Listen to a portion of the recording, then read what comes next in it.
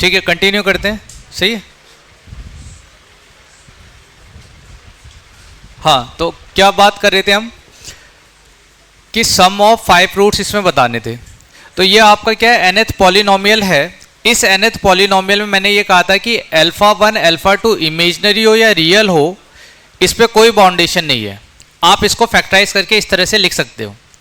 अब जब आप इन दोनों टर्म को देखो, आपको क्या देखना है, कोफिशिएंट ऑफ x निकालने की कोशिश कर रहा हूं, क्योंकि कोफिशिएंट ऑफ x जब आप निकालोगे तो वो समेशन ऑफ रूट से देगा। ठीक है, जैसे क्वाड्रेटिक इक्वेशन में आप ये जानते हो कि इसमें इस वाले टर्म को जैसे मैं x माइनस अल्फा और x माइनस बीटा लिखता हूं, तो इससे जब मल्टीप्लाई किया जाएगा तो फर्स्ट टर्म x स्क्वायर आ जाएगा, फिर आपका सम ऑफ रूट आता है और इसके बाद प्रोडक्ट ऑफ रूट आता है। ऐसा आता है कि नहीं?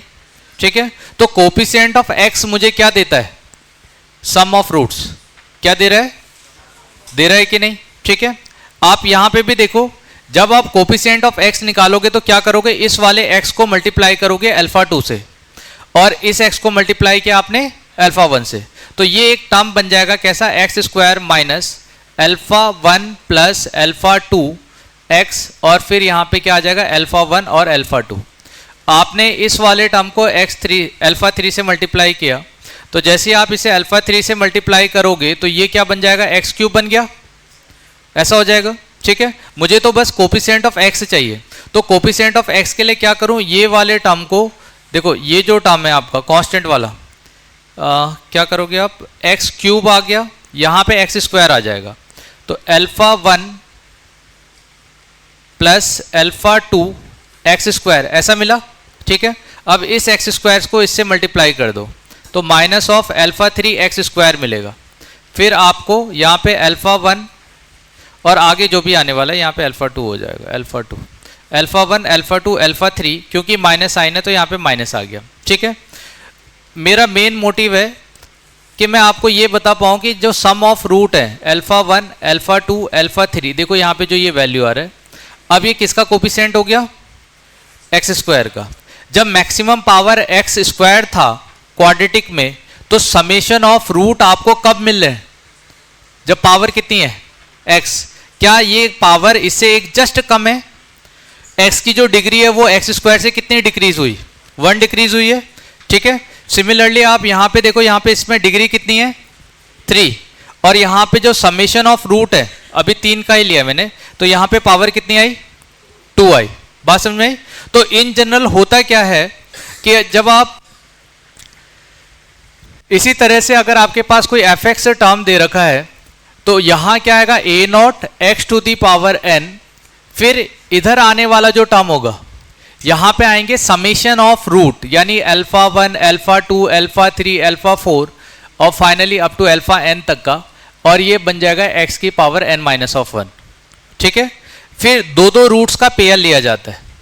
ठीक है, फिर यहां पे आगे आने वाला जो टर्म है, इसमें क्या आएंगे, 2 रूट्स के पेयर आएंगे, अल्फा 1 अल्फा 2 अल्फा 1 अल्फा 3, ऐसे जितने भी पेयर आएंगे वो सभी पेयर यहां पे आएंगे, और ये हो जाएगा एक्स की पावर एन माइनस ऑफ 2।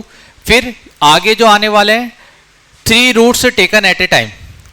बात समझ में आ गई? तो ये इस तरह से आगे जाते जाता है। बात समझ में आ गई? ये समझ में आया कि कोई पॉलिनोमियल इक्वेशन है, तो उस पॉलिनोमियल इक्वेशन में पहला वाला जो टर्म है वो a not x to the power n, और यहां पे क्या आ जाएगा, समेशन ऑफ रूट्स।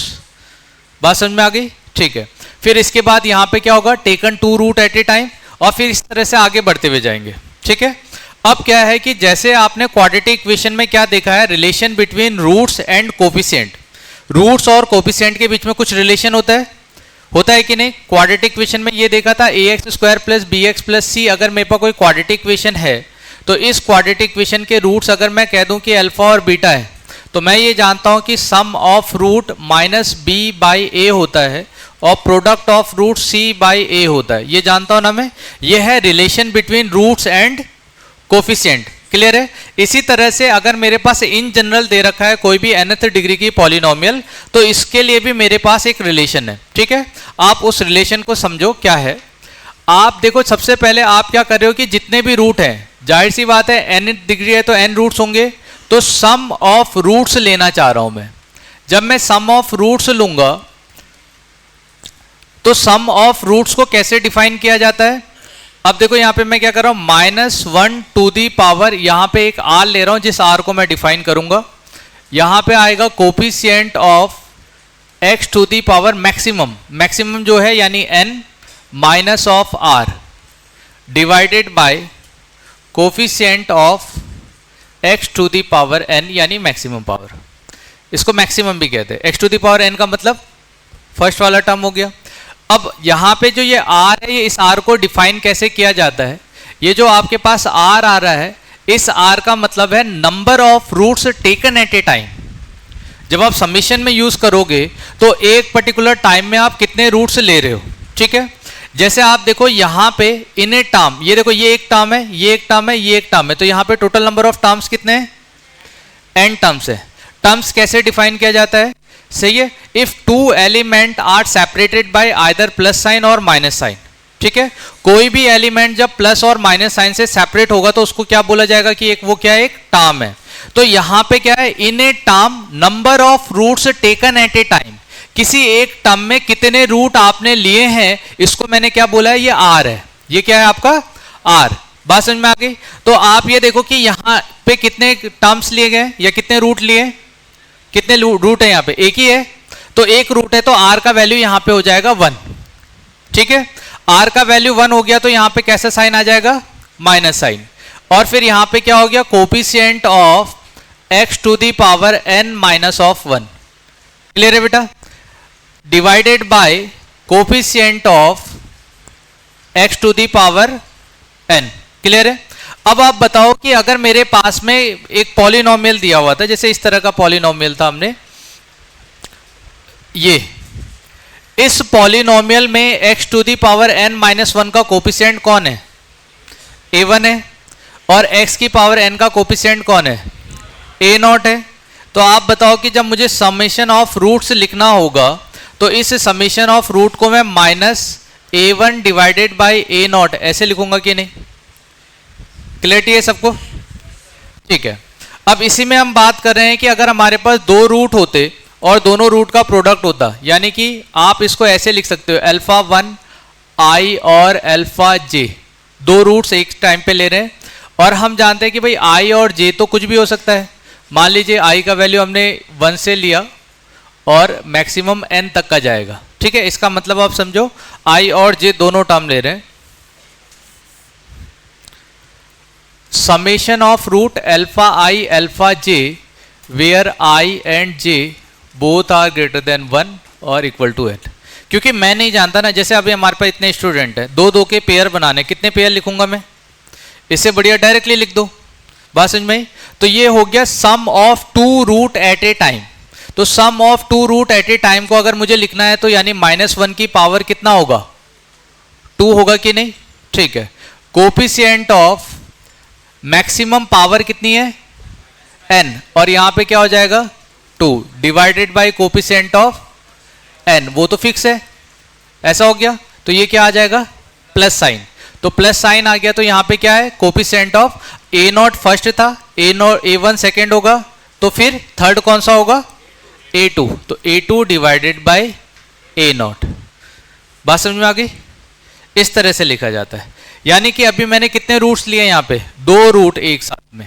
इसी तरह से अगर मेरे पास, आप बेसिक बताना कि मेरे पास अगर क्यूबिक इक्वेशन होता ax cube bx square plus cx plus d equal to 0, इसके 3 रूट्स होते अल्फा बीटा और गामा, तो समेशन ऑफ रूट में यहाँ पे जब मैं रूट लूंगा तो आप देखो यहाँ पे क्या माइनस साइन आएगा, क्योंकि कितने रूट आए हैं एक बार में, एक रूट। फिर उसके बाद जब मैं कोफिशिएंट ऑफ लूंगा तो कोफिशिएंट ऑफ x की पावर कितना आना चाहिए, 2, क्योंकि 3 - 1, तो कितना आया यहाँ पे 2। यहाँ पे क्या आएगा, कोफिशिएंट ऑफ x क्यूब, तो बताओ क्या होगा, b/a आएगा क्या। सिमिलरली अगर alpha beta beta gamma plus alpha gamma आप लेते तो क्या -1 की पावर 2 होता कि नहीं, और 3 - 2 करूंगा तो कितना आएगा, coefficient of x divided by coefficient of x cube, clear है। यहाँ पे क्या आ जाएगा, कोफिशिएंट ऑफ x क्यूब, ठीक है। तो क्या ये c/a होगा। सिमिलरली लास्ट वाला टर्म में क्या आता है, अल्फा बीटा गामा, एक ही टर्म है मगर नंबर ऑफ रूट्स कितने, 3 आए हैं। तो जब 3 माइनस 3 करोगे कितना मिलेगा, यानी कोफिशिएंट ऑफ x की पावर 0, x की पावर 0 क्या होगा, कांस्टेंट टर्म। कौन है कांस्टेंट यहाँ पे, d, तो -1 की पावर 3 और d बाई ए, है ना। इस तरह से आप दोनों के बीच में रिलेशन निकालते हो। क्लियरिटी है क्या, थ्योरी ऑफ इक्वेशन थोड़ा सा समझ में आया, हाँ कुछ भी समझ में नहीं आया, अच्छा कुछ कुछ चीजें मेरे से बाहर भी पूछ लेना, चलो ठीक है। अभी जिसको नहीं आया वो क्लास में डाउट में पूछ लेना मेरे से, सही है। पहले आप बता दो, नहीं तो फिर मैं हाथ खड़े करूँ तो कितनों को समझ में आया, बहुत कम बच्चे हैं, बहुत कम बच्चे हैं। अच्छा कोई बात नहीं, कोई बात नहीं, आपको हाँ 11th गोल होगा ना कुछ लोगों का। अच्छा मैं ये कह रहा हूं कि अगर मेरे पास कोई पॉलिनोमियल इक्वेशन दी गई है और सम ऑफ रूट्स निकालना है, तो सम ऑफ रूट्स निकालने के पीछे एक लॉजिक यूज किया जाता है। वो लॉजिक क्या है कि आप पहली बात यहां पे देखोगे कि ये तो समझ में आया ना, nth डिग्री के नंबर ऑफ रूट्स कितने होंगे, कितने होंगे, n होंगे। अब आपसे ये बोला गया है कि सम ऑफ रूट्स निकालना। अब सम ऑफ रूट्स निकालने में अलग अलग चीजें होती है, sum of roots taken 1 at a time, sum of roots taken 2 at a time, sum of roots taken 3 at a time, ऐसे तो कुछ भी बनाया जा सकता है। तो जब आपको सिंपल बोला जाता है what is the sum of roots, इसका मतलब क्या है, सिंगल सिंगल सबको लिया गया है। बात समझ में आ गई। तो मैं क्या कह रहा हूं कि जब आप सम ऑफ रूट्स निकालोगे तो इसके लिए मैंने एक इन जनरल फॉर्मूला बताया। फॉर्मूला क्या है, पहले मैंने कहा था कि इसको मैं क्या बोलूंगा, ये एक टर्म है, ये क्या है, एक टर्म। एक टर्म में कितने रूट्स हैं वो डिसाइड करेगा कि r का वैल्यू क्या होगा। बात समझ में आ गई। तो यहां पे कितने रूट हैं, 1 है, तो r का वैल्यू कितना, 1। बात समझ में आ गई। अब ये एक फॉर्मूला डिफाइन किया, इस फॉर्मूले को याद रखो। कोफिशिएंट ऑफ, ये मैक्सिमम पावर है, x की पावर n का मतलब क्या, मैक्सिमम डिग्री जितनी है, ठीक है, ये मैक्सिमम है। अब मैक्सिमम में से r का वैल्यू बार बार आपको सब्ट्रैक्ट करते जाना है, उसका जो भी कोफिशिएंट होगा वो मुझे क्या देगा, रिलेशन देगा इसके बीच में कि इसका सम कितना आने वाला है, ठीक है। तो इसी चीज को मैंने यहां पे कैसे बताया कि ये जो टर्म आप देख रहे हो ये मैक्सिमम पावर है, x की पावर n, ये पावर उससे एक कम हो गई, ये पावर उससे एक और कम हो गई। इसका मतलब है कि जब आप इसके कोफिशिएंट को इससे डिवाइड करोगे तो ये क्या देगा, sum of roots taken 1 at a time, sum of roots taken 1 at a time. जब इस वाले टर्म को इससे डिवाइड करोगे तो ये क्या देगा, sum of roots taken 2 at a time. Similarly इस वाले को इससे डिवाइड करो, sum of roots taken 3 at a time. अब इसमें एक ही प्रॉब्लम आता है कि प्लस माइनस साइन आप कैसे यूज करोगे। तो प्लस माइनस साइन के लिए मैंने क्या बता दिया, -1 की पावर r। यहां पे एक रूट लिया है तो r की वैल्यू 1 ले लो, यहां पे कितने रूट लिए हैं तो r की वैल्यू 2 ले लो, फिर यहां पे, ठीक है। अगर वैसे भी समझ में नहीं आता है तो फर्स्ट में minus sign plus minus plus ऐसे करके आगे बढ़ते जाओ। क्लियरिटी है, ठीक है। तो ये बेसिक है। इसके अलावा अगर आपको नहीं समझ में आया तो आप डाउट क्लास में या बाद में जाके पूछ लेना, ठीक है। अब देखो क्वेश्चन आपके पास ये था, क्वेश्चन क्या था, if one of the roots of the equation this is x equal to 2, यानी ये जो आपके पास में एक इक्वेशन बनेगी, देखो इसको सॉल्व करूंगा तो फाइनली आपके पास एक इक्वेशन आने वाली है। इस इक्वेशन का एक रूट कितना है, 2। अब यहां पे क्या बोला, सम ऑफ अदर 5 रूट्स, इसका मतलब टोटल यहां पे आने वाले रूट्स कितने हैं, 6 रूट होने चाहिए, ऐसा है कि नहीं, ठीक है। तो यहां पे आप ये देखो इसको सॉल्व करेंगे, या आप बेसिक तरीके से कैसे भी सॉल्व कर सकते हैं, हम ऐसे ले लेते हैं, हम ऐसे ले लेते हैं, ठीक है। यहां पे क्या आने वाला है बोलो, 7 × 7 यानी कितना हो जाएगा, 49, ठीक है। तो 49 टाइम्स ऑफ क्या हो गया, x square minus of 13। Clear है बेटा, ऐसा हो गया। फिर ठीक है, इसके बाद यहां पे क्या आएगा, 6 × 2 × दिस, यानी कितना, plus of 12 x square minus of 13, ठीक है। यहां पे क्या आएगा, ये भी सेम है, 6 और x square minus of 13। Clarity है क्या, ठीक है। अब यहां पे जो ज्योमेट्रिकल डायगोनल होगा उसमें क्या आएगा, ये सभी टर्म मल्टीप्लाई हो जाएंगे, और यानी कि x स्क्वायर माइनस 13 का क्यूब, ठीक है। फिर क्या आएगा, यहां पे देखो 6 मल्टीप्लाई 2 मल्टीप्लाई 7, ठीक है। तो 6 मल्टीप्लाई 2 मल्टीप्लाई 7, तो कितना हो गया 6 मल्टीप्लाई 2 मल्टीप्लाई 7, डायरेक्टली लिख दे रहा हूं, ठीक है। उसके बाद क्या आने वाला है 3 मल्टीप्लाई 2 मल्टीप्लाई 7, ठीक है। 6 मल्टीप्लाई 2 7, क्योंकि मैं इसलिए नहीं लिख रहा हूं क्योंकि उसका कोई यूज नहीं है ना। क्या मल्टीप्लाई कर दिया। अब आप बताओ कि जब आप इसको सॉल्व करोगे तो इसमें मैक्सिमम पावर कितनी आने वाली है, और वो आएगी कहां से, आपको सम ऑफ रूट्स बताना है, और सम ऑफ ये समझ में आ गया ना कि मैक्सिमम पावर यहां से आने वाली है, ठीक है। आपने माइनस साइन ले लिया, उसके बाद जब आप इसको एक्सपेंड करोगे तो ये a माइनस बी का क्यूब है, ये क्या a माइनस बी का क्यूब, तो a क्यूब करूंगा तो क्या x की पावर 6 आ चुकी है। अब a क्यूब के बाद जैसे ही आप 3ab या a स्क्वायर b करोगे, या मैं लिख भी देता हूं a प्लस b का क्यूब करने जा रहे हैं हम, a क्यूब आएगा, 3a स्क्वायर b आएगा, 3ab स्क्वायर आएगा और b क्यूब आएगा, ऐसा आएगा, ठीक है। अब मुझे ये बताओ कि अगर आप x स्क्वायर का स्क्वायर कर देते तो पावर कितनी आती, 4 आएगी, फिर पावर 2 आएगी, फिर कांस्टेंट टर्म आने वाला है। क्या इसके एक्सपेंशन में कभी भी x की पावर 5 आएगा, कभी x की पावर 5 आएगा क्या। तो आप ये देखो x की पावर 6 आने के बाद में जो भी टर्म आने वाला है वो x की पावर 4 में आएगा, फिर 2 में आएगा, फिर उसके बाद में कांस्टेंट टर्म आएगा, ठीक है। अब ये पूरे जो भी टर्म आप देख रहे हो इसमें x की पावर 2 है और कांस्टेंट टर्म है कि नहीं, और यहां पे भी जो भी आप देख रहे हो ये तो कांस्टेंट नंबर है, यानी यहां पे जब आप इसको सॉल्व करोगे तो चेंजेस कहां पे आएगा, यहां पे और यहां पे, इस जगह पे चेंजेस आएगा। इसका मतलब इसको जब मैं एक्सपेंड करूंगा तो डेल्टा को एक्सपेंड करके मैं ऐसा लिख सकता हूं माइनस ऑफ x की पावर 6, क्योंकि इसमें x की पावर 5 नहीं है और मैं चाहता हूं कि x की पावर 5 यहां पे अपीयर हो, तो मैं क्या ले लूंगा 0 multiply x to the power 5। उसके बाद जो भी आने वाला है x की पावर 4 का कुछ कोफिशिएंट होगा, x स्क्वायर का कुछ कोफिशिएंट होगा, यहां पे कुछ आएगा, यहां पे कुछ आएगा, और कांस्टेंट टर्म में कुछ आएगा। हाँ या ना बेटा, क्लियर है ये चीज, ठीक है। अब मुझे बताओ कि इसमें मैक्सिमम इसके 6 रूट होने वाले हैं, जिसको मैं alpha 1 alpha 2 alpha 3 alpha 4 alpha 5 alpha 6 ऐसे लिख दूं, ऐसा हो जाएगा।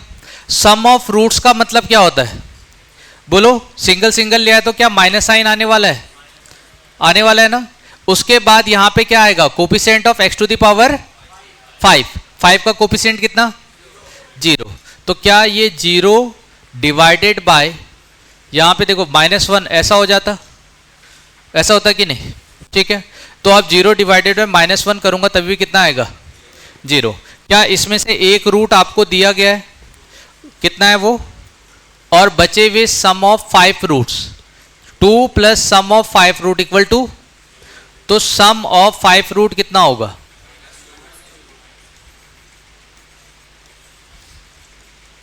Is equal to -2। इस तरह से सॉल्व करना था इस क्वेश्चन को।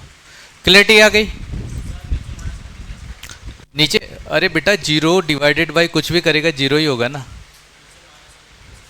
ये -1 कैसे आया, क्योंकि इसका कोफिशिएंट क्या है माइनस। तो अभी क्या देखा था, ऐसे नहीं देखा था, यहां देख, coefficient of x square divided by coefficient of a लेंगे ना मैक्सिमम पावर, तो यहां पे मैक्सिमम पावर का कोफिशिएंट क्या है -1, इसलिए -1 आया। क्लियरिटी है, समझ में आया क्या, ठीक है बेटा। देखो थोड़ा बहुत अगर 11th वार में चीजें आपने नहीं पढ़ा है तो मेहनत तो करनी पड़ेगी। मेरी तरफ से ये होगा कि मैं कुछ कुछ चीजें आपको 11th का बीच बीच में कराते जाऊंगा, ताकि आपको ये समझ में आए कि मुझे ये वाली चीजें भी 11th की पढ़नी है, ठीक है। तो मैं टच करते हुए चलूंगा कुछ सिलेबस को, और आपका काम यह है कि आपको अगर नहीं समझ में आता है टॉपिक्स, तो आप वो टॉपिक 11th के जो टॉपिक है ना, तो जो क्लास में पढ़ाया जाएगा आप वो बाद में सेपरेट आके डाउट में पूछ लेना। क्लियरिटी है, ठीक है, मगर क्वेश्चंस आपको जो भी मिलेंगे उसमें 11th को भी टच करते हुए चलेंगे हम। हाँ, क्या ये क्वेश्चन समझ में आया? ये समझ में आ गया ना? अब अगर जिस बच्चे ने 11th और 12th मैंने 11th पढ़ रखा है तो वो कॉमन सेंस से डायरेक्टली यूज करेगा। देखो आप ये समझो कि जब भी आप x+1 वाले टर्म को, यानी जिसकी पावर 1 है, ऐसे टर्म को किसी दूसरे फैक्टर से मल्टीप्लाई करते हो जिसकी पावर 1 है, तो पावर 1 के गैप पे इंक्रीज होते हुए जाएगी। जैसे आप ये जानते हो कि x+1 हो, x+2 है, x+3 होगा, तो इसमें x की पावर 3 भी आने वाली है, x की पावर 2 भी आएगी, x की पावर 1 भी आएगी और कांस्टेंट टर्म भी आएगा, ऐसा होगा। मगर यहां पे x स्क्वायर कर दूं, इसको स्क्वायर कर दूं, इसको स्क्वायर कर दूं, तो अब पावर कितने में इंक्रीज होगी? 2 के गैप पे इंक्रीज होगी। यानी पहले 6 होगा तो फिर डायरेक्टली उसके बाद कहां चले जाएगा? 4। मैक्सिमम तो 6 होगा ना, तो 6 से डिक्रीज होके कहां जाएगा? 4, फिर डिक्रीज होके 2, फिर डिक्रीज होके, हाँ, तो उसको डायरेक्टली दिखता है। जिसने थ्योरी ऑफ इक्वेशन पढ़ा है उसको डायरेक्टली दिखता है। इसको जैसे ही देखेगा उसे ये समझ में आ जाएगा कि भाई इसमें x⁵ आने वाला नहीं है। वो डायरेक्ट आंसर लिखता है कि इसका आंसर ये वाला जो टर्म हो गया, यानी √2 + समथिंग = 0। बात समझ में आ गई? इतना तो क्लियरिटी हो गई। चलिए ठीक है, एक और क्वेश्चन मैंने आपको दिया था यहाँ पे, ये वाला क्वेश्चन। इसमें कुछ कल बच्चों को कुछ डाउट ये आ रहा था। अच्छा, देखा था आपने घर पे जाके? ठीक है, आप ये बताओ कि यहाँ पे जो मैंने 3 की पावर में वैल्यूज लिखी थी, ये समझ में आया था?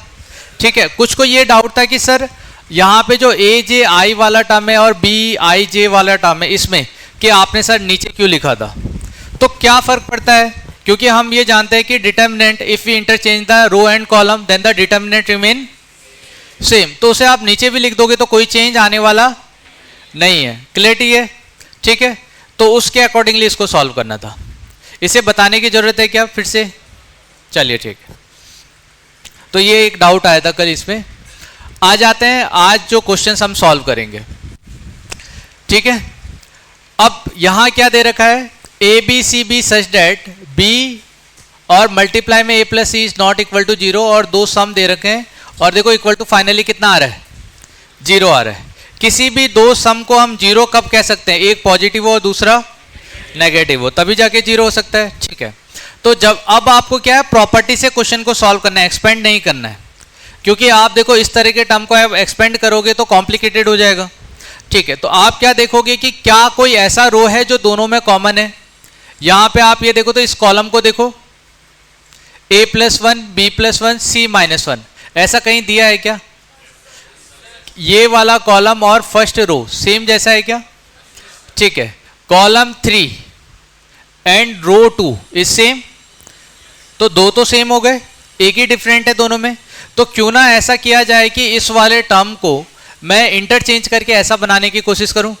क्लियर है? अब वो क्या किया जाएगा, तो आप ये देखो कि मैं सबसे पहले चाहता हूं कि ये जो है यहां पे जब जैसे ही मैं इसको इंटरचेंज करूंगा तो फर्स्ट जो कॉलम आएगा वो ये वाला आने वाला है। तो पहले इंटरचेंज कर लेते हैं। मान लीजिए जैसे ही मैंने इंटरचेंज किया तो यहां पे क्या आएगा? A+1 B+1 C-1, A-1 B-1 C+1 -1n+2 alpha या A मान लो, और -1n+1 B और -1n और C। क्लियरिटी है? ऐसा लिख लिया। अच्छा, इसमें और इसमें क्या डिफरेंस है रो और कॉलम का? मैं चाहता हूं कि ये जो रो मेरे यहाँ पे फर्स्ट कॉलम है वो फर्स्ट कॉलम क्या बन जाए? सेकंड कॉलम बन जाए। ठीक है, तो पहले मैं इन दोनों कॉलम को इंटरचेंज कर दूं।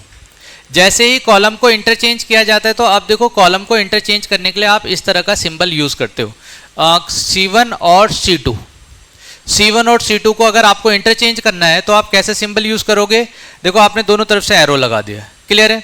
तो अगर मैं ऐसा करूंगा तो फाइनली ये क्या बन जाएगा? A-1 B-1 और C+1 A+1 B+1 C-1। Clear है बेटा? ठीक है, और यहाँ पे क्या आ जाएगा? -1n+2 alpha -1n+1 sorry alpha मत करो, ये A कह दो, A b और -1 और c। क्लियर है बेट? अब आप ये देखो कि इसमें अभी भी ये ऐसा तो है नहीं, किसी को इंटरचेंज करना है, किसको इंटरचेंज कर लें? ये कहाँ पे है? ये है कहाँ पे? वहाँ देखो इनिशियली थर्ड पे। तो मैं किसको इंटरचेंज करने वाला हूँ? इसको थर्ड के साथ इंटरचेंज कर। इसके लिए क्या लिखेंगे? C1 interchange with C3। ठीक है, तो जैसे ही इंटरचेंज करूंगा -1 to the power n plus 1a -1 to the power n plus, sorry यहाँ 2 है, 1b और यहाँ पे -1 to the power n c, ऐसा आएगा।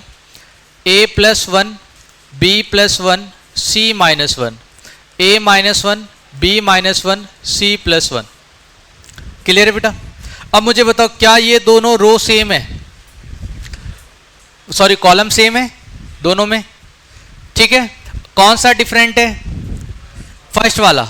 मगर फर्स्ट वाले में क्या दिया? -1 की पावर n प्लस 2, -1 की पावर n प्लस 1, -1 की पावर n, यानी कि -1 की पावर आइदर -1 की power n plus 2 either give plus sign or minus sign.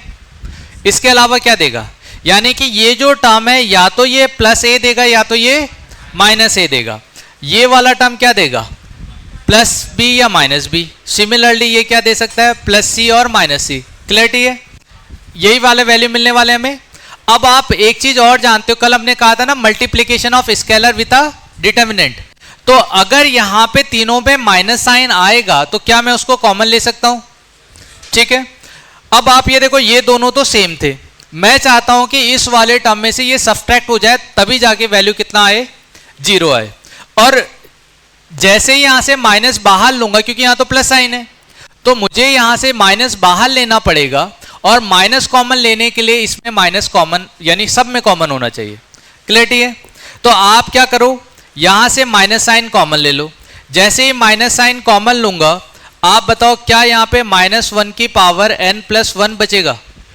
ठीक है, और यहां पे क्या बचेगा? -1 की पावर n, और यहां पे क्या बचेगा? -1 की पावर n माइनस 1। ऐसा होगा कि नहीं? ठीक है, क्या ये वाला टर्म और यहां पे जो a आ रहा है ये दोनों सेम होना चाहिए कि नहीं? अब सेम होने के लिए तो इसको पॉजिटिव होना पड़ेगा। अब n प्लस 1 पॉजिटिव कब बनेगा? जब ये इवन हो। क्या -1 की पावर n प्लस 1 पॉजिटिव कब होगा? जब n क्या हो जाए? इवन या ऑड? Odd, right. -1 की पावर n प्लस 1, यानी ये पूरा टर्म इवन होना चाहिए और n क्या होना चाहिए? Odd number. तो जब ऑड नंबर होगा तो देखो ये a बन जाएगा, अगर ये ऑड है ये -b बन जाएगा क्योंकि वहां -b है, और ये आपका इवन बन जाएगा। हाँ, -1 कॉमन लिया तो यहां पे n प्लस 2 है, 2 में से एक ले लो बाहर, बचेगा कितना? n प्लस 1, और n प्लस 1 है उसमें से एक बाहर ले लो, कितना बचेगा? और n ही है उसमें से एक बाहर ले लो, वही लिखा है ना? ठीक है, तो इसका मतलब है कि मेरा जो n है वो कैसा नंबर होना चाहिए? ऑड नंबर होना चाहिए। क्लियरिटी है? ठीक है, तो बेसिक जो आपका क्वेश्चन था वो रो, देखो बस रो और कॉलम इंटरचेंज पे था और स्केलर प्रॉपर्टी पे था आपका। हाँ, डायरेक्टली भी कर सकते हो बेटा, वो तो कॉमन सेंस की बात है। अगर आपको ये समझ में आता है कि भाई मुझे यहाँ से माइनस कॉमन लेना है, यानी कि एडिशन तो करना पड़ेगा ना, ये एक नंबर है ये एक नंबर है। अब ऐसा नहीं कर सकता कि इस कॉलम को इसके साथ ऐड कर दूं, यहाँ डायरेक्टली ऐसे नहीं कर सकते क्योंकि ये पूरा एक नंबर है और ये पूरा एक नंबर है। बात समझ में आ गई ना? तो मैं क्या करूंगा, मैं बस ये कर सकता हूं यहाँ पे कि ये एक्सप्रेशन पॉजिटिव आ जाए तो दूसरा एक्सप्रेशन नेगेटिव आ जाए, तभी जाके सब्ट्रैक्ट होके क्या हो सकता है? 0 हो सकता है। क्लियरिटी है? तो मेरी कोशिश है कि इस एक्सप्रेशन को निगेटिव बनाऊं। तो निगेटिव बनाने का तरीका क्या होगा? जब तक का मैं माइनस बाहर नहीं लूंगा मैं कैसे कह दूंगा कि वो निगेटिव हो जाएगा? ठीक है, चाहे मुझे दिखाई दे यहाँ पे माइनस है, इससे मैं माइनस जब तक का बाहर नहीं लूंगा सब्ट्रैक्ट नहीं कर सकता। हाँ, क्लियरिटी है? समझ में आया? हाँ, इंटरचेंज किया ना, यहाँ पे इंटरचेंज किया, इसको इंटरचेंज किया तो एक माइनस साइन आएगा, ये ले लो। फिर से एक बार और इंटरचेंज किया तो माइनस और माइनस, 2 बार हो गया तो प्लस हो जाएगा। ठीक है, हाँ। और कोई डाउट? ठीक है, अभी आप नोट करते हुए चलो। हाँ, थोड़ा सा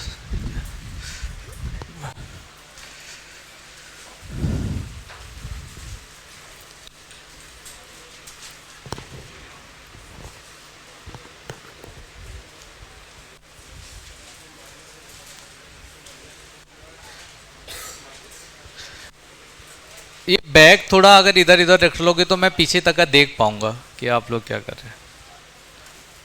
नहीं, वो आप सीट के नीचे नहीं रख सकते, बीच में जो गैप है।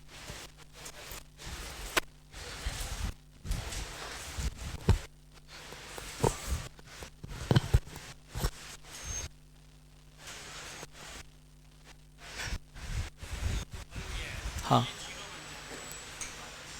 1 क्यों लोगे? नहीं, आपके पास जो ऑप्शन दिए हुए हैं ना, उसमें से सबसे सुटेबल आंसर नंबर ही है।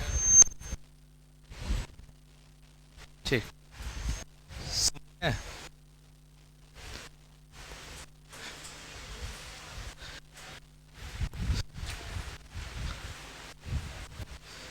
एक सेकेंड, एक सेकेंड, एक सेकेंड। यहाँ पे 2 ही बार तो इंटरचेंज किया ना बेटा। ये इन दोनों को इंटरचेंज किया, माइनस साइन आया। फिर यहाँ पे देखो, एक तो ये है इंटरचेंज, इससे माइनस आएगा। एक ये इंटरचेंज किया, माइनस आएगा। यहाँ पे इंटरचेंज नहीं हुआ है, यहाँ इंटरचेंज नहीं हुआ है ना, यहाँ तो बस माइनस कॉमन लिया है। हाँ,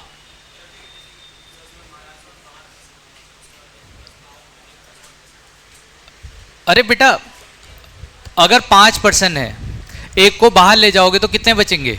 4 बचेंगे ना। उसी तरह से n+2 कुछ नंबर है, उसमें से एक बाहर ले जाओ। एक बाहर ले जाने का मतलब क्या? 1 सब्सट्रैक्ट कर दो।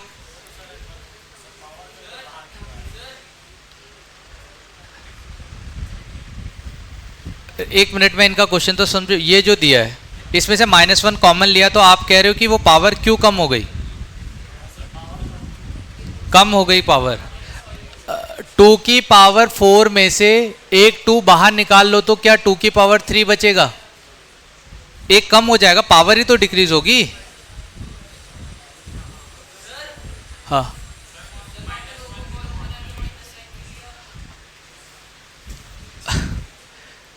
रो और कॉलम को इंटरचेंज करने पे माइनस साइन नहीं आया है। ये माइनस साइन किसकी वजह से लिया था? जब रो और कॉलम इसको इंटरचेंज किया। मैंने बताया ना कि माइनस साइन, अभी इन्होंने बोला था कि सर माइनस साइन भी आएगा, तो मैंने कहा इस कॉलम को इंटरचेंज करने की वजह से माइनस साइन आएगा, एक बार इंटरचेंज करने की वजह से माइनस साइन आएगा, प्लस हो गया।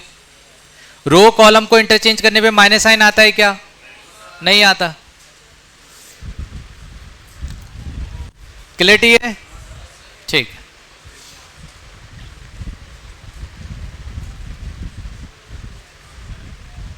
कितने लोगों को बैच एक्सेस मिल गया? ऑलमोस्ट मिल गया है मतलब।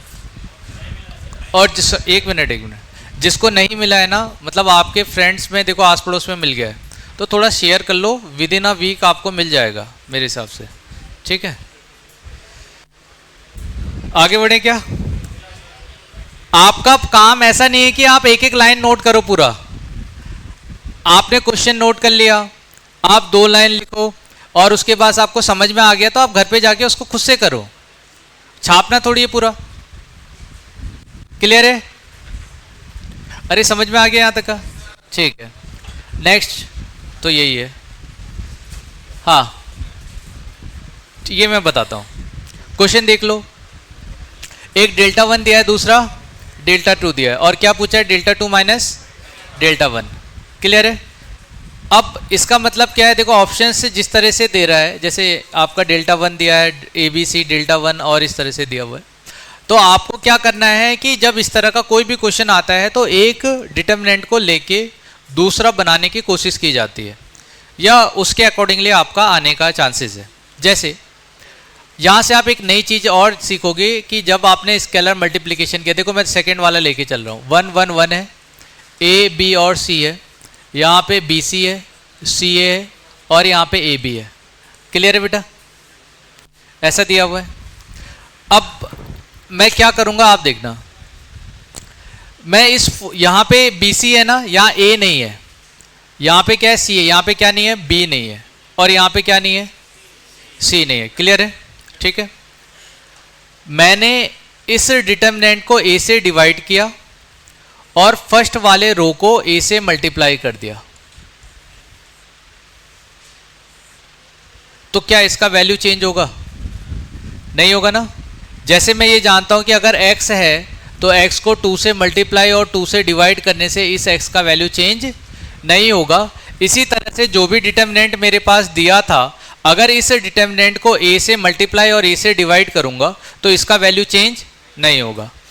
अब क्योंकि इसमें a जो है, देखो ये कुछ चेंज नहीं हुआ है, क्योंकि इसमें जो कॉमन a है इसे अगर मैं बाहर लाऊंगा तो कहां पे मुझे न्यूमिनेटर में लिखना पड़ेगा कि नहीं, ऐसा करना पड़ेगा। तो मैंने क्या किया, a से डिवाइड किया और a से मल्टीप्लाई कर दिया। सिमिलरली क्योंकि इसमें b नहीं है तो b से मल्टीप्लाई किया और b से डिवाइड कर दिया।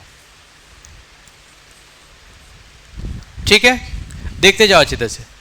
फिर c से मल्टीप्लाई किया, c से डिवाइड कर दिया। क्लियर है? अब बताओ कि कॉलम 3 में कॉमन क्या है? ठीक है, तो क्या यहां से ABC कॉमन ले सकते हैं?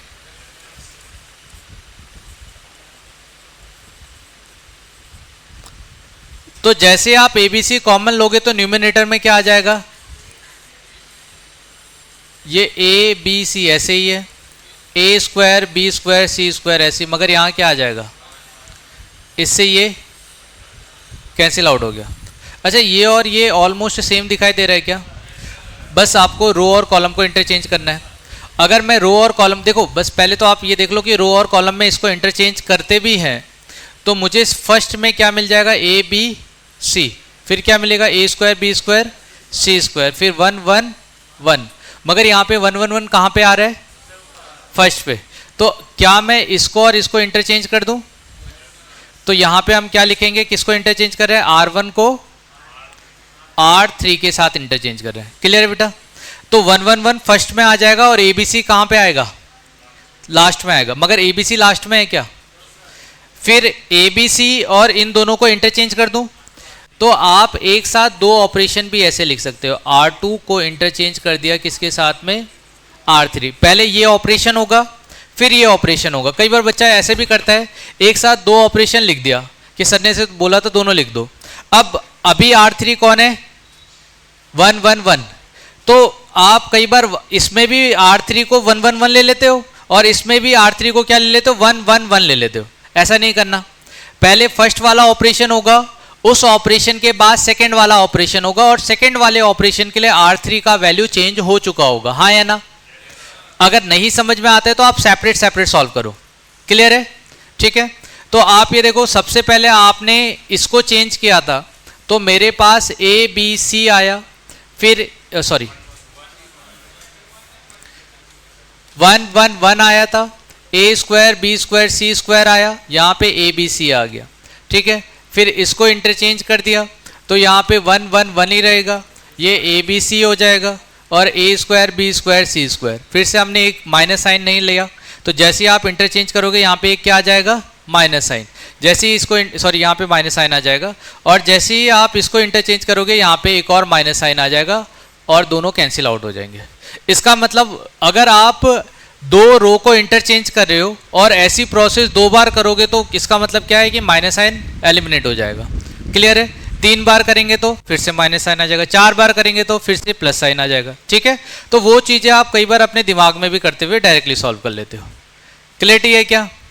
ठीक है, तो इसका मतलब क्या, सेकेंड वाला जो डेल्टा 2 है और डेल्टा 1 है दोनों सेम है, तो अगर दोनों सेम है दोनों को सब्ट्रैक्ट करेंगे कितना आएगा वैल्यू? 0, तो 0 इज द राइट आंसर।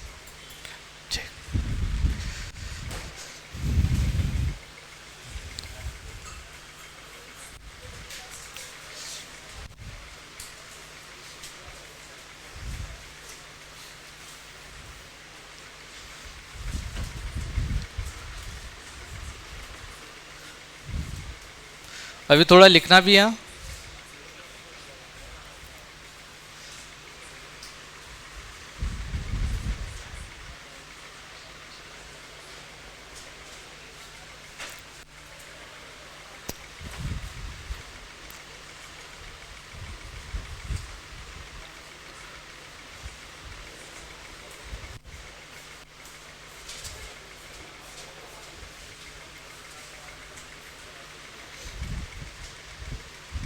और बहुत अच्छा चैप्टर है डिटर्मिनेंट। ये आप समझ लो मिनिमम 4 to 8 नंबर, ठीक है, जेई में ऐसे ही दे देता है ये, और इसमें दिमाग भी नहीं लगाना ज़्यादा। मतलब 12th का सबसे इजी चैप्टर यही है, ठीक है। तो इसका और आप ये समझो कि मैं क्या कह रहा हूँ, 8 नंबर आपको बड़ी आसानी से मिल जाएंगे, और 8 नंबर बहुत होते हैं जेई में, ठीक है ना। मतलब ऐसा नहीं है कि 8 नंबर से सिलेक्शन हो जाएगा, मगर ये जरूर हो सकता है कि 8 नंबर नया मिले तो सिलेक्शन रुक जाएगा। तो ये वो जो रुकने वाला केस है वो नहीं होने देगा, ठीक है। इसीलिए बहुत अच्छा चैप्टर है, आप मेरे साथ चलोगे तो धीरे धीरे करके आपको सब समझ में आएगा। क्लियरिटी यहाँ तक का, ठीक है। आगे बढ़े, ठीक। Area of triangle, area of triangle पढ़ा है क्या आपने? एरिया ऑफ ट्रायंगल पढ़ा है, ठीक है। मान लीजिए कि मेरे पास में ये एक ट्रायंगल है, और ए वर्टेक्स के कोऑर्डिनेट x1 y1 है, बी वर्टेक्स के कोऑर्डिनेट x2 y2 है, और सी वर्टेक्स के कोऑर्डिनेट x3 y3 है, ठीक है। तो क्या कोऑर्डिनेट के फॉर्म में मैं एरिया बता सकता हूं? बता सकते हैं ना। 1/2 टाइम्स ऑफ समथिंग यहां पे आता था, किसी को याद है क्या? पढ़ा था आपने? हाँ, कितने बच्चों ने पढ़ा है या किसको याद है? चलो ठीक है, बहुत बढ़िया। हाँ, आपने स्ट्रेट लाइन में पढ़ा हुआ है। अब आप जानते हो ये आया कहां से, मतलब इसका बेसिक प्रूफ क्या होगा? तो जल्दी से इसका प्रूफ करते हुए चलते हैं। आप देखिए कि यहाँ पे मैंने एक ट्रायंगल ले लिया, ये ट्रायंगल में ये जो पॉइंट है, इस पॉइंट को मैं x1 y1 ऐसे कर लेता हूँ, या इसे x1 y1 ले लेते हैं। ये आपका x2 y2, ये x3 y3। क्लियर है बेटा? अच्छा, यहां से देखो,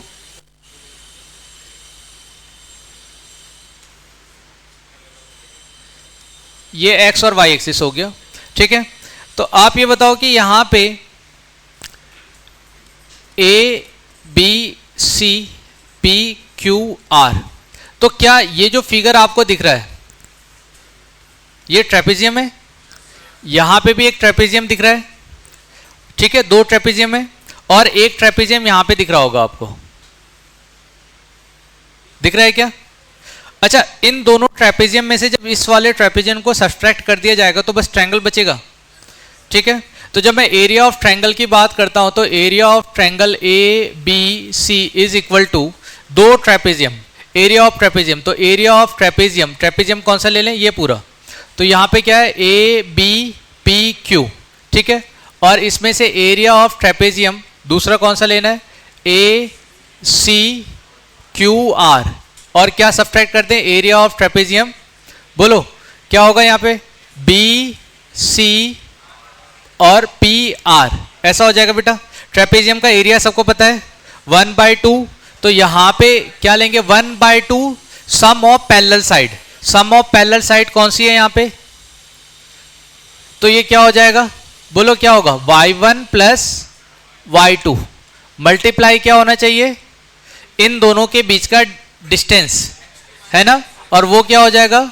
x2 माइनस x1। क्लियर है? सिमिलरली 1/2, और यहां पे क्या आ जाएगा आपका? y2 plus y3। यहां क्या आएगा आपका? x3 minus x2। क्लियर है? माइनस 1/2 और y1 प्लस y3, ऐसा होगा क्या? और यहां पे क्या आने वाला है? x3 minus x1। क्लियर है बेटा? समझ में आया यहां तक का? ठीक है। अब इसके बाद ना आप डिसाइड कर सकते हो कि आपको y वाला वैल्यू लेना है या x वाला वैल्यू लेना है। मान लीजिए कि मुझे y वैल्यू लेना है, तो मैं क्या कर रहा हूं देखते जाना। y1 वाला टर्म लिया मैंने, सबसे पहले क्या ले लिया? y1 टर्म ले लिया, ठीक है। अगर y1 टर्म लिया है तो आप देखो y1 टर्म यहां पे आ रहा है, इसका कोफिशिएंट क्या है y1 का? x2 minus x1। और y1 यहां पे भी है क्या? इसका कोफिशिएंट क्या है? x3 minus x1। ये समझ में आ रहा है कोफिशिएंट का मतलब? कि y1 जब इससे मल्टीप्लाई होगा तो इसका कोफिशिएंट तो ये बन जाएगा। इसका मतलब मैं जब y1 वाला टर्म लूं तो y1 के ब्रैकेट में क्या क्या आएगा, x2 माइनस x1 और माइनस साइन के साथ ये वाला टर्म आ जाएगा माइनस ऑफ x3 और प्लस ऑफ x1। क्लियर है? ठीक है, प्लस y2 का टर्म देखो क्या दिया है, y2 का टर्म क्या है यहाँ पे, coefficient x2 minus x1, y2 यहाँ पे, फिर यहाँ पे क्या आ जाएगा x3 माइनस x2। ठीक है, लास्ट क्या बचा y3 का बताओ, y3 इसमें देखो बेटा x3 माइनस x2 और यहाँ पे क्या है माइनस साइन भी है, तो माइनस ऑफ x3 माइनस और प्लस ऑफ x1। क्लियरिटी है? ठीक है, अब कैंसिल आउट कर दो, क्या क्या कैंसिल हो गया, x1 से x1, यहाँ पे x2 से x2, यहाँ पे x3 से x3, फाइनली मेरे पास क्या आएगा 1/2 y1 x2 minus x3 plus y2 और यहाँ पे क्या आ गया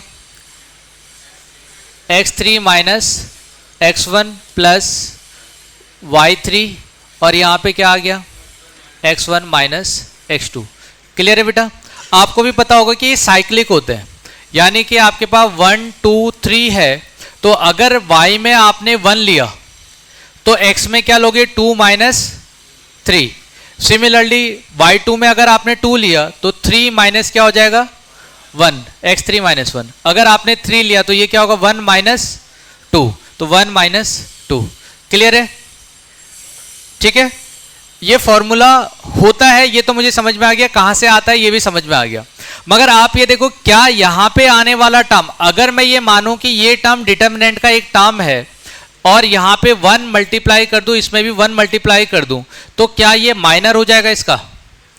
इस वाले टर्म को 1 मल्टीप्लाई कर देता हूं, 1 मल्टीप्लाई कर दूं, 1 मल्टीप्लाई कर दूं, 1 मल्टीप्लाई कर दूं, तो देखो यही टर्म को क्या मैं इस तरह से लिख सकता हूं क्या, 1/2 आपने x1 लिया, y1 लिया 1, x2 y2 1, x3 y3 1। ठीक है, अब आप ये देखो कि आप अगर y1 ले रहे हो तो जिस रो और कॉलम में y1 है वो हटा देंगे, तो जिस रो और कॉलम में y1 है अगर मैं ये हटा दूं तो क्या मेरे पास में x2 x3 देखो ऐसा हो जाएगा ना, माइनस x2 ऐसा आएगा कि नहीं? हाँ, कैसा है, सॉरी y1 और x2 माइनस x3 इस तरह से आ जाएगा। तो इसमें जो टर्म मुझे दिखाई नहीं दे रहा है वो 1 है कि नहीं, इसलिए लास्ट वाला जो रो लेते हैं वो क्या लेते हैं 1 1 1 लेते हैं। बात समझ में आ गई?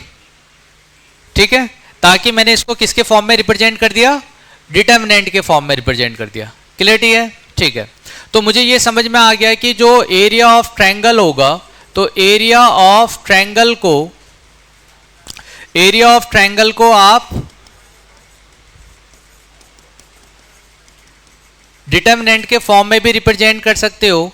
और कैसे लिखा है हमने, x1 y1 1 where x1 y1 x2 y2 and x3 y3 are the coefficient vertices of a triangle.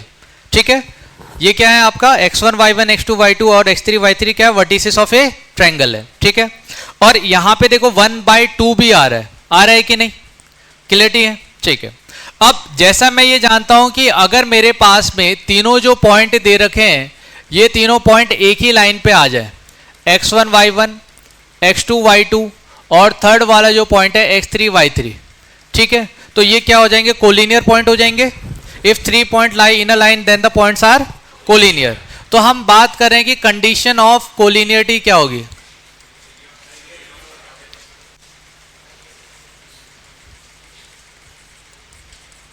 ठीक है, एरिया क्या हो जाएगा, डेल्टा 0 हो जाएगा। अब क्यों 0 हो जाएगा, क्योंकि वो दिख ही नहीं रहा है, ट्रायंगल बन रहा है ना, वो तो ठीक है, मगर क्या हम डिटर्मिनेंट के हेल्प से भी निकाल सकते हैं? अब आप ये देखो कि यहां पे जो आप टर्म देख रहे हो, ठीक है, तो आपको नहीं लग रहा है कि ये तीनों अगर एक ही लाइन में होंगे तो इसमें सेक्शन फॉर्मूला भी लगाया जा सकता है, यानी कि जो x3 या x2 की बात करूं तो x2 can be written in the form of x1 और x3, यानी कि alpha times of x1 plus beta times of x2 ऐसा लिखा जा सकता है क्या? x3 x2 को x3 लिख लेते हैं यहाँ पे ऐसा। तो अगर तीनों पॉइंट एक ही लाइन में आ रहे तो by using the section formula किसी एक पॉइंट को दूसरे के फॉर्म में लिखा जा सकता है। इसे m/n में लिखता तो मैं, बात समझ में आई? तो आप क्या देख रहे हो यहाँ पे क्या होगा? x1 y1 1 और x2 को क्योंकि मैंने लिखा है तो इसमें मैं α1 x1 plus x1 α1 x1 plus α2 या β1 ले लेते हैं, β1 x2, ये देखो x2 ये x3 x2 को लिखा है और ये हो गया आपका x3। सिमिलरली y1 में α1 और यहाँ पे आ जाएगा y1 और β1 y3 और यहाँ पे y3, ठीक है। अब ये मुझे लिखाने के पीछे रीज़न ये है कि मैं यहाँ पे क्या लिखूँ,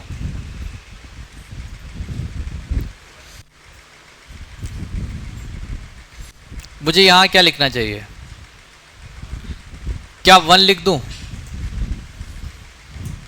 तो 1 लिख दोगे तो आंसर नहीं आएगा।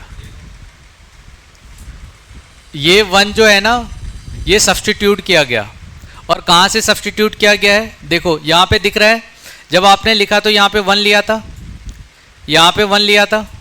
अब बताओ यहाँ जब आप x2 लोगे, जहाँ भी x2 ले रहे हो तो उस x2 की जगह आपको क्या लिखना पड़ेगा? α1 और बीटा के टर्म में। तो ये जो 1 है ना ये 1 भी चेंज हो जाता है। तो इस वजह से क्या है कि यहाँ पे जो ये 1 है इस 1 को भी आपको अल्फा के टर्म में लिखना पड़ेगा, ठीक है। अब यहाँ पे 2 टर्म आ रखे हैं, अभी थोड़ी देर में हम देखेंगे कि इसका वैल्यू 0 होता है, ठीक है। फिर से यहाँ पे आएंगे और इसके लिए मतलब हमें थोड़ा सा प्रोसेस पढ़ना है जो बाद में आएगा अभी, ठीक है। आप इसकी जगह पे क्या कर सकते थे, ये आपके लिए होमवर्क है कि आप x2 के लिए जो मैंने वैल्यू आपको दे रखा है, x2 का वैल्यू आप क्या लो, जैसे आप alpha times of x1 plus beta times of x3 ले लो। सिमिलरली y2 का value alpha times of y1 plus beta times of y2 ले लो, और इन दोनों वैल्यू को जब आप इसमें पुट करोगे तो फाइनली आप देखोगे कि सभी टर्म कैंसिल आउट हो जा रहे हैं और 0 आ जाएगा। ये लॉजिक है कि मतलब 0 आता है, वो तो हमने रटा हुआ है, ये दिखता भी हमें, ठीक है। तो दिखना और मैथ्स कैसे उसको प्रूव कर रहा है वो हम देख रहे हैं। क्लियरिटी है? तो थ्योरी ऑफ इक्वेशन में थ्योरी ऑफ इक्वेशन कह रहा हूँ, जब हम एरिया ऑफ ट्रायंगल की बात करेंगे तो एरिया ऑफ ट्रायंगल में एरिया ऑफ ट्रायंगल ऐसे निकाला जाता है, ये हम सभी जानते हैं, अगर नहीं जानते तो अभी जान गए, ठीक है।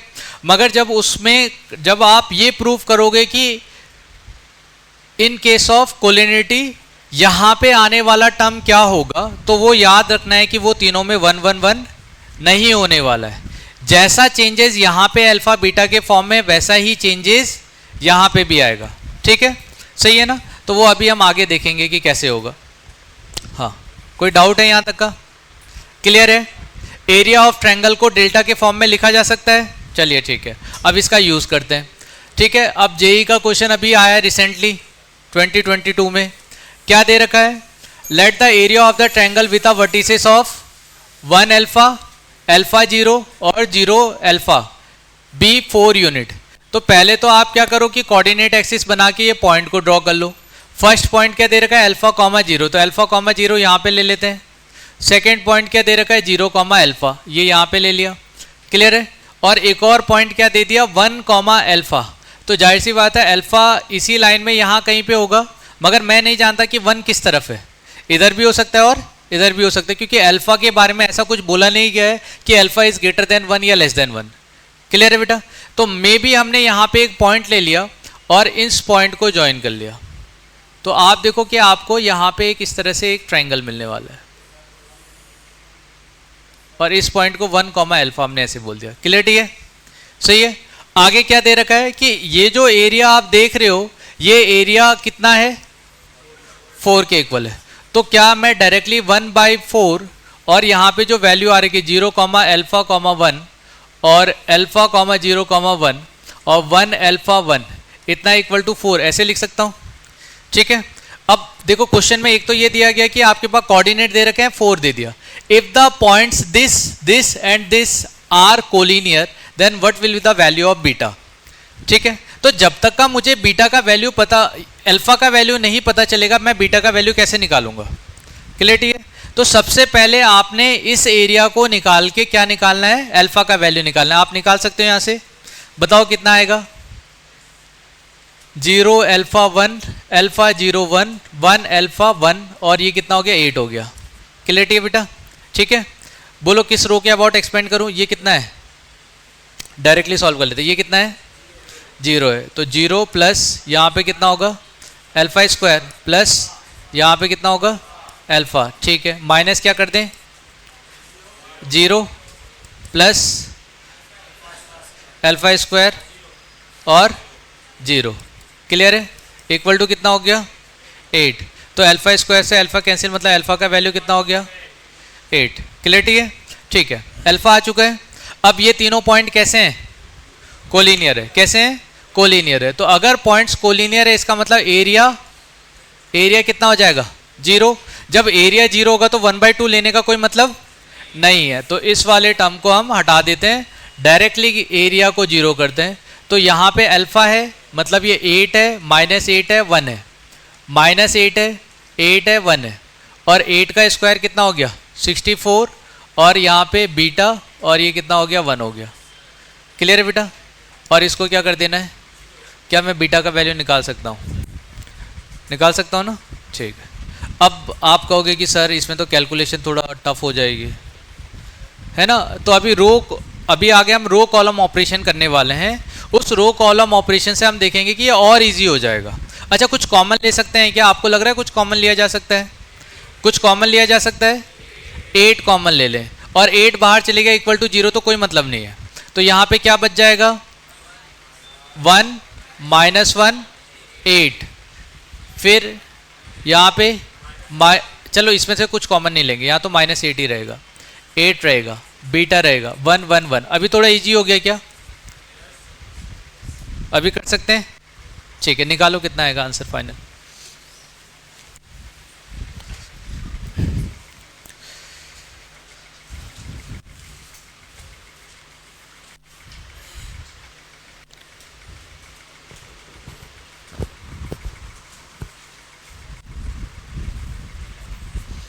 अब तो इजी लग रहा होगा।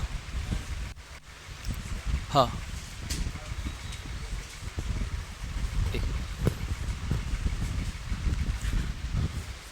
क्या कह रहे हो? ठीक है, बता।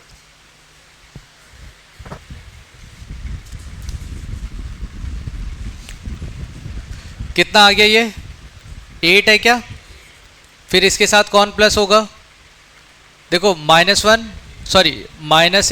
1 और 8 -8 -64, और यहाँ पे कितना हो जाएगा?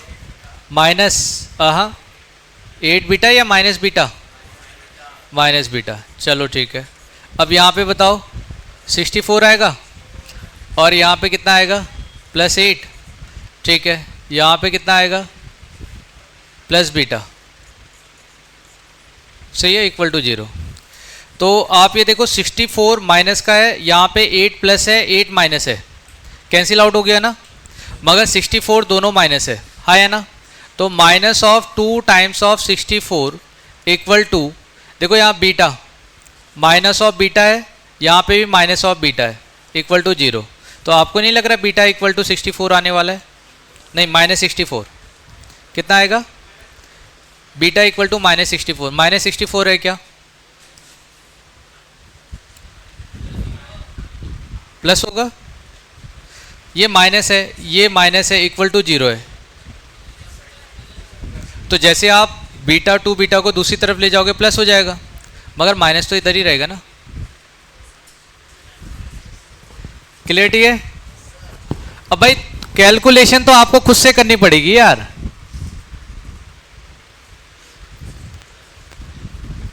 हाँ, डिटर्मिनेंट्स में पॉइंट्स कैसे लेंगे? कोई भी पॉइंट को आप ऊपर ले लो, किसी को भी नीचे ले लो, आपको x1 y1 लेना है। मगर ये बात का ध्यान रखना है कि जब आप पॉइंट लो तो x1 लो, y1 लो 1, इस तरह से लो, x2 y2 1, x3 y3 1। अब कहोगे कि सर x1 y1 हम किसको माने, किसी को भी मान लो, कोई फर्क नहीं पड़ता, ठीक है, क्योंकि एरिया चेंज थोड़ी होगा पॉइंट बदल जाने से। जैसे अगर मैं ऑर्डर चेंज कर दूं तो एरिया थोड़ी चेंज हो जाएगा, वो तो पॉजिटिव वैल्यू है। किसी केस में आपने एरिया निकाला और एरिया निगेटिव आ गया तभी भी आप पॉजिटिव ले लोगे, ठीक है। क्लियरिटी है, समझ में आ गया है बेटा? अल्फा -8 भी तो हो सकता है।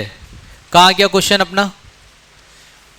इसको हमने सॉल्व किया। आपने यहां से अरे अल्फा स्क्वायर, तो अल्फा स्क्वायर कैंसिल आउट कर दिया और अल्फा का वैल्यू 8 निकाल दिया। और ये मॉडुलस नहीं है ना, डिटर्मिनेंट और मॉडुलस टू डिफरेंट थिंग यार। अच्छा, आप ये कह रहे हो कि ये जो एरिया है इसको हम 4 को +-4 लिखें, इसके लिए कह रहे हो?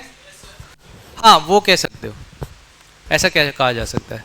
इनका कहना यह है कि सर ये जो आपने एरिया पॉजिटिव ले रखा है ना, तो ये जो एक्सप्रेशन होगा, this expression should be equal to +-4। ये तो कह रहे हो ना, ठीक है। अच्छा, इनकी बात सुन लेते हैं। इन्होंने कहा कि, और ये बिल्कुल सही कह रहे हैं, जब आप एरिया लेते हो तो हम ये मान के चलते हैं कि अगर कहीं पे एरिया निगेटिव आया होगा तभी भी हमने उसको क्या मान लिया होगा, पॉजिटिव मान लिया होगा। तो उस केस में हम क्या करेंगे, अल्फा का जो वैल्यू है प्लस और -8 लेके चलेंगे। बिल्कुल सही है, तो आप ऐसे लेके सॉल्व कर सकते हो, कोई इश्यू नहीं है ना, वैसे लेके कर सकते हो। अगर दोनों आंसर सही आ रहे हैं इसका मतलब मल्टीपल करेक्ट है, मगर जेई मेंस है तो सिंगल चॉइस होगा, एक ही करेक्ट होगा, ठीक है। हाँ, क्लियरिटी है क्या यहाँ तक का? एक बार फिर से देख लेते क्वेश्चन क्या है। Let the area of a triangle with vertices this be a 4 unit if the point this are the collinear then the beta का वैल्यू, ठीक है। तो यानी कि एरिया ऑफ ट्रायंगल का ही यूज करना था, मगर कितनी बार? 2 बार। क्लियरिटी है अभी? चलो ठीक है, एक और क्वेश्चन देखते हैं। ये क्वेश्चन आपको होमवर्क दे दे रहा हूं मैं, एरिया ऑफ ट्रायंगल पे ही है, ठीक है।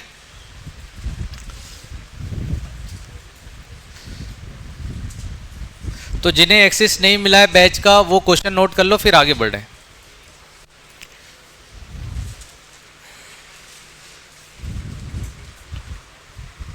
Let k be an integer such that the triangle with vertices k -3k, k 5 और k and -k, 2 has area of this, ठीक है। तो आप ये चीज़ प्रैक्टिस में रखो कि जब भी आप डेल्टा ले रहे हो तो आप जब एरिया लोगे तो आप एरिया जैसे आपने 28 लिया और फाइनली इसको सॉल्व करने के बाद आप इसको +- ले लो, ठीक है। आप +- लेके चलो, फाइनल जो आंसर आने वाला है वो अपने आप ही आ जाएगा, ठीक है। Then the orthocentre of the triangle, क्या पूछा गया है? तो पहले तो आपको सॉल्व करके k का वैल्यू निकालना है, आपको तीनों कोऑर्डिनेट मिल जाएंगे, उसके बाद ऑर्थो सेंटर निकालना है, ठीक है। आप थोड़ा सा ट्राई करना, तो कल या परसों हम इसको सॉल्व कर लेंगे, जो भी आपका होमवर्क। नोट हो गया क्वेश्चन?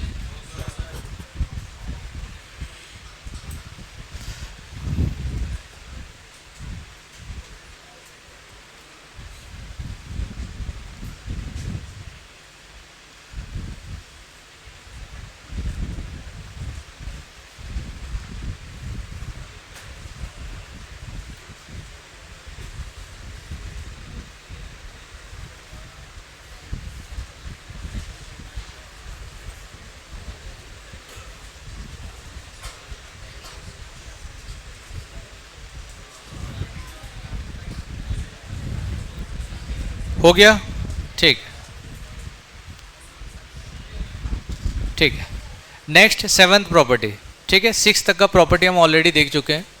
नेक्स्ट प्रॉपर्टी क्या है कि अगर आपके पास कोई डिटर्मिनेंट दिया है और डिटर्मिनेंट में आप देख रहे हो कि यहाँ पे आपके पास जो एलिमेंट थे वो एलिमेंट अभी सम ऑफ एलिमेंट के फॉर्म में, किसके फॉर्म में? ये सम ऑफ एलिमेंट। अब अगर मैं इस टर्म के अबाउट इसको देखो, ये देखो, ये जो आपका डिटर्मिनेंट दिया है इसको एक्सपेंड करता हूँ तो मेरे पास क्या टर्म आने वाले हैं वो देख रहा हूँ। मान लीजिए अब मैं इसको एक्सपेंशन कर रहा हूँ अबाउट रो 1, तो एक्सपेंशन अबाउट रो 1, तो मुझे क्या मिलने वाला है? क्या a + x को मैं मल्टीप्लाई, यहाँ पे देखो क्या C11 ऐसा आ जाएगा क्या? क्लियर है, ठीक है। प्लस बी प्लस वाई और C12 ऐसा आएगा। सिमिलरली C प्लस जेड और यहाँ पे क्या आ जाएगा C13। ठीक है, क्या इस वाले टर्म को AC11 plus XC11 BC12 plus YC13 sorry 12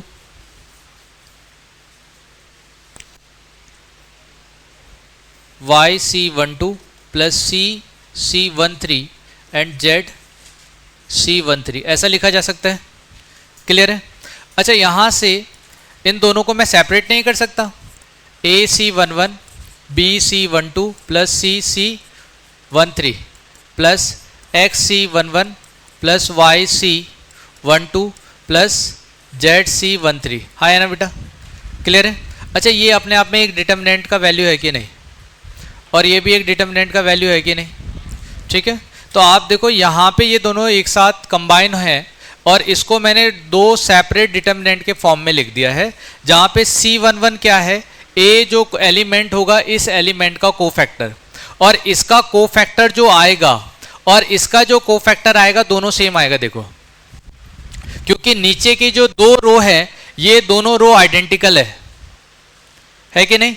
तो अगर कभी ऐसा होता है कि आपके पास एक डिटर्मिनेंट दिया है जिसमें कोई एक रो समेशन ऑफ एलिमेंट के फॉर्म में दिया हुआ है, तो आप उस समेशन को ब्रेक कर सकते हो अलग अलग डिटर्मिनेंट में। मगर क्या है कि जब आप इस वाली लाइन को ब्रेक करोगे तो जो रिमेनिंग्स आपके पास रोज हैं वो सेम रहेंगे, उसमें कोई चेंज नहीं होने वाला। जैसा यहाँ पे है वैसा ही यहाँ पे, जैसा यहाँ पे है वैसा ही यहाँ पे, इसमें कोई चीज चेंज नहीं हो रहा। क्लियरिटी है? ठीक है, क्योंकि जब आपने यहाँ पे C11 C12 C13 लिया तो A प्लस एक्स, अब C11 दोनों के लिए सेम है, B प्लस वाई के लिए C12 सेम है, C प्लस जेड के लिए C13 सेम है, तो यहाँ पे भी सेम ही आएगा ना। क्लियरिटी है? ठीक है, तो अब आप ये देखो यहाँ पे कितने एलिमेंट आए, यहाँ पे कितने एलिमेंट हैं, सम में कितने एलिमेंट हैं, 2 एलिमेंट है। अगर मान लो कि यहाँ 2 एलिमेंट की जगह पे 3 एलिमेंट्स होते, अगर यहाँ पे मैं एक और टर्म x1 ले लूँ, y1 ले लूँ, z1 ले लूँ, तो क्या यहाँ इसी के साथ में एक और डिटर्मिनेंट बन जाता, और इस डिटर्मिनेंट में क्या आ जाता है, x1 y1 और z1 d e f and g h i। Clarity बेटा? समझ में आया? अच्छा, यहाँ पे x1 के साथ में एक और टर्म ले लेता प्लस x2, यहाँ पे y2 और यहाँ पे z2, तो क्या आ जाता है, यहाँ पे एक और डिटर्मिनेंट आ जाता ना, जिसमें फर्स्ट एलिमेंट क्या होता है, x2 y2 z2, और d e f वाले जो एलिमेंट है ये सभी सेम रहेंगे। हाँ है ना बेटा? आपको नहीं लग रहा है कि अगर यहाँ पे ऐसे देखूं तो अभी 4 एलिमेंट हो गए, ऐसे सम करते करते करते करते मैं n एलिमेंट का सम ले सकता हूँ कि नहीं? ठीक है, तो अगर n एलिमेंट का सम ले लूंगा तो क्या चेंजेस आएगा वो देखते हैं।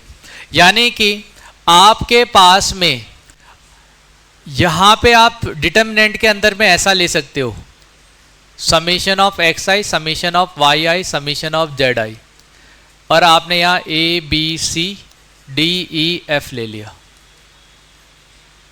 ठीक है, अब आपको ये निकालना होगा, और ये क्वेश्चन को किस तरह से दिया जाएगा। मान लीजिए मैंने यहाँ पे 1 लिया, यहाँ ए बी सी ले लिया, डी ई एफ ले लिया है, ये 1 2 3 है, यहाँ पे 2 3 4 है, ए B C D E F plus 3 4 5 A B C D E F and so on, ऐसे लिख दिया अप टू एन तक। ठीक है, तो इसका मतलब क्या हो गया, अगर मैं इस तरह का सम लेता हूं तो इसका मतलब देखो यहाँ पे अगर इस तरह का टर्म दिया है, इसका मतलब क्या है कि सेकेंड रो ए बी सी तो सेम है, डी ई एफ तो सेम है, मगर यहाँ पे क्या आ गया 1 + 2 + 3 प्लस ऐसे so on up to n term तक का। यहाँ पे कहाँ से स्टार्ट हो रहा है, 2 से, तो 2 + 3 + 4 से so on up to n तक का, और यहाँ पे क्या है 3 + 4 + 5 से अप टू एन तक का। ऐसा है कि नहीं? और ऐसा सम हमने पढ़ा है क्या सीक्वेंस सीरीज में, n + 1/2, अगर 1 से सम स्टार्ट होगा तो। ठीक है, तो ये क्या है, इसी को बोलते हैं summation on a determinant. Clear है? तो अभी हमारे पास नेक्स्ट जो प्रॉपर्टी है, इस प्रॉपर्टी में हमने क्या देखा कि if each element of any row can be express as a sum of two term or two or more term. यहाँ पे एक और टर्म है टू और मोर टर्म। अगर दो या दो से ज्यादा ऐसे टर्म में रिप्रेजेंट किया जा सकता है, then the determinant can also be express as the sum of two different two or more different determinant. Clear है? समझ में आ गया? ठीक है, तो आप इसको सेपरेट कर सकते हो। अभी जैसे ये सेपरेट आपने किया है, इसी सेपरेट के ऊपर एक क्वेश्चन आ गया। ठीक है, क्या इसको मैं डायरेक्टली सेपरेट कर सकता हूं? फर्स्ट वाला तो सेम रहेगा क्या? सेकेंड वाला भी सेम रहेगा। थर्ड वाले में यहां क्या लिख दूं? बी सी ए सी और ए बी। सेकेंड में क्या लिखूं? 1 1 1 ए बी सी और ए स्क्वायर बी स्क्वायर और सी स्क्वायर। ये देखा देखा सा लग रहा है क्या आपको? दोनों क्या है? दोनों सेम है। अभी पढ़ा था हमने कि इसको हमने ए बी सी से, इसे देखो यहाँ पे क्या बी सी है, तो इसको किससे मल्टीप्लाई कर दिए? ए से, इसे बी से, इसे सी से, फिर ए बी सी कॉमन लेके कैंसिल आउट कर दे। इसका मतलब यहाँ आने वाला टर्म और यहाँ आने वाला टर्म ये दोनों सेम है। तो क्या इसको मैं directly 2 times of 1 1 1 A B C और A square B square C square ऐसा लिख सकता हूँ? क्लियर है बेटा? अब इसी को एक्सपेंड करके यहाँ पे लिखा है, देखो ये वाला 2 इसकी वजह से आया हुआ है। क्लियरिटी है? ठीक है। अब अभी ऐसा है कि आप इसे प्रॉपर्टी से भी सॉल्व कर सकते हैं और बेसिक मेथड से भी सॉल्व कर सकते हैं। बेसिक मेथड अभी तक का हमने क्या देखा कि अगर मुझे इसको सॉल्व करना है तो मैं क्या कर सकता हूँ, यहाँ रो और कॉलम के अबाउट में एक्सपेंड कर सकता हूँ। अगर रो और कॉलम के अबाउट में एक्सपेंड करेंगे तो मान लीजिए फर्स्ट रो के अबाउट एक्सपेंड करते हैं। फर्स्ट रो के अबाउट आपने एक्सपेंड किया तो क्या मिलेगा यहाँ पे? बी सी स्क्वायर ऐसे ही मिलेगा ना, माइनस सी बी स्क्वायर ऐसा मिलेगा। ठीक है, माइनस ऑफ सेकेंड टर्म जो होगा, सेकेंड टर्म निगेटिव हो जाएगा तो A C square minus A square C, plus third term क्या होगा? थर्ड टर्म देखो A B square minus B A square. Clarity है यहाँ पे? ठीक है। अब कुछ कॉमन लिया जा सकता है क्या इसमें से? क्या कॉमन ले लें? सी कॉमन हो गया, बी सी कॉमन हो गया, तो यहाँ पे सी माइनस क्या बचेगा? बी। यहाँ पे ए सी कॉमन हो गया, क्या बचा यहाँ पे? सी माइनस ए। यहाँ से आप ए बी कॉमन ले लो, क्या बचेगा यहाँ पे? बी माइनस, हाँ बी माइनस ए बचेगा। तो हमारा इस तरह से तो बनेगा नहीं ना यहाँ पे। इसको इंटरचेंज कर लेते हैं। देखो इस तरह से हम बनाने की कोशिश करते हैं जो यहाँ पे दे रखा है। a माइनस बी है तो a माइनस बी आपका यहाँ से बन सकता है कि नहीं? ठीक है। और b माइनस सी है और c माइनस ए है। ठीक है।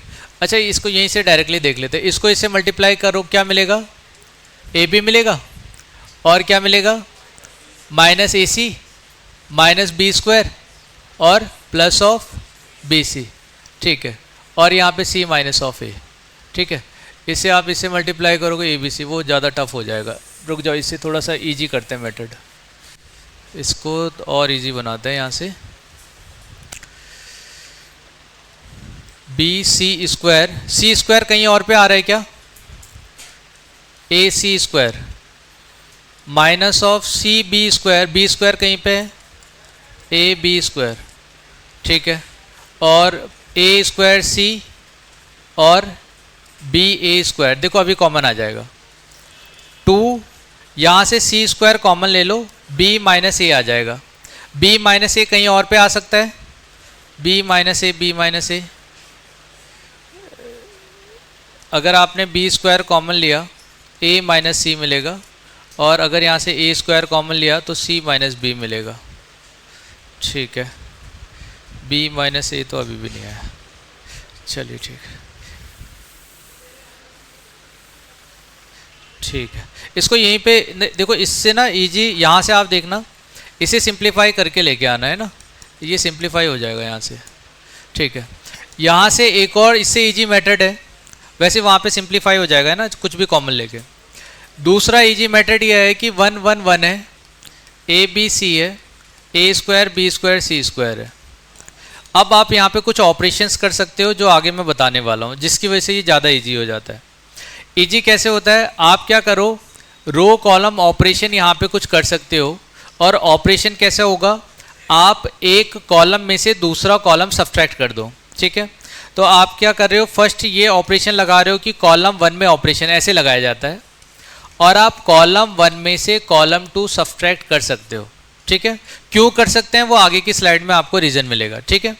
सिमिलरली C2 में ऑपरेशन करते हैं C2 माइनस C3, ठीक है। अब 2 आ गया, इसमें से ये सब्ट्रैक्ट करोगे कितना आ जाएगा यहाँ पे 0। तो और यहाँ पे कितना आ गया a माइनस बी, यहाँ क्या आ गया a square minus B square. इसमें से ये सब्ट्रैक्ट करो, क्या आया यहाँ पे क्या आ जाएगा b माइनस सी, यहाँ पे क्या आ जाएगा b स्क्वायर माइनस सी स्क्वायर, यहाँ पे क्या हो गया 1c और c स्क्वायर। क्लियर है बेटा, ठीक है। अच्छा, इसमें कुछ कॉमन दिखाई दे रहा है आपको, a माइनस बी, ठीक है। तो 2 times of a minus B common ले लिया, इसमें कुछ कॉमन है b माइनस सी कॉमन ले लिया, ठीक है। अब क्या रिमेनिंग बचेगा, देखो इसमें 0 है, यहाँ 1 है, यहाँ पे आपका a प्लस बी है, ऐसा है क्या, ठीक है। सिमिलरली बीच वाले में देखो क्या है 0 1 और b प्लस सी 1c स्क्वायर, ठीक है। 2 0 हैं तो ये कैंसिल आउट हो गया। लास्ट में क्या मिलेगा 2 times of a minus B minus c, और ये टर्म इधर मल्टीप्लाई ये यहाँ पे, तो b प्लस सी में से a माइनस बी, तो b से b cancel, a minus B minus C minus है, ऐसा है क्या, a minus B minus C minus है, ठीक है। तो कुछ चीज़ें आगे ऐसी है जैसे आप आगे जाओगे तो वो इजी कर देगी। हाँ नहीं, मैं ये क्या कह रहा हूँ, आगे की आने वाली स्लाइड में इस तरह के प्रोसेस है, तो फिर हमें इस तरह से जाने का, ठीक है, इस तरह से जाने का कोई मतलब बनता नहीं है। मगर तभी भी यह है कि आपको एक बार अपनी अंडरस्टैंडिंग के लिए इसको एक बार सिंप्लीफाई करके लेके आना, और मैं भी इसको बता दूंगा आपको बाद में। इसमें कॉमन कैसे लिया, a minus B A square minus B square को आप कैसे लिख सकते हो, इसमें कॉमन दिख रहा है, अरे भाई 0 मल्टीप्लाई समथिंग कुछ भी करो, 0 में तो सब कुछ है, 0 में से 1 कॉमन नहीं ले सकते, ले सकते हैं। क्लियरिटी है। डाउट यह है कि सर 0 में भी ये नंबर है या नहीं है a माइनस बी मल्टीप्लाई 0 कर लो, ठीक है, और इसमें तो है ऑलरेडी। क्लियरिटी है यहाँ तक का, ठीक है, समझ में आया, चलिए ठीक है, इतना ही करते हैं। अच्छा हाँ, मैं एक चीज़ बता रहा हूँ कि सर ऑफ कर दो, हाँ